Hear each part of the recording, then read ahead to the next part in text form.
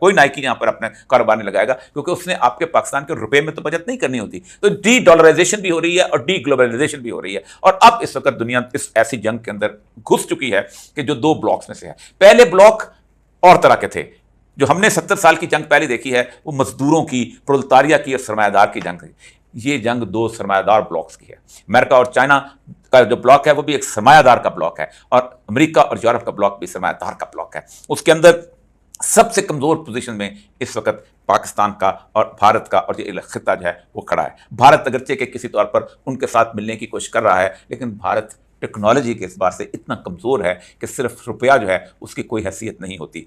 Japan technology में America के मुकाबले पे नहीं था, लेकिन पैसा होने के बावजूद भी यूनाइटेड नेशन में उसको वीटो की पावर नहीं दी जा सकी। हालांकि 37% यूनाइटेड नेशन का बजट जो है वो जापान उठाता रहा, मुसलसल उठाता रहा। हम इस वक्त न चीन के हैं और न रूस के हैं,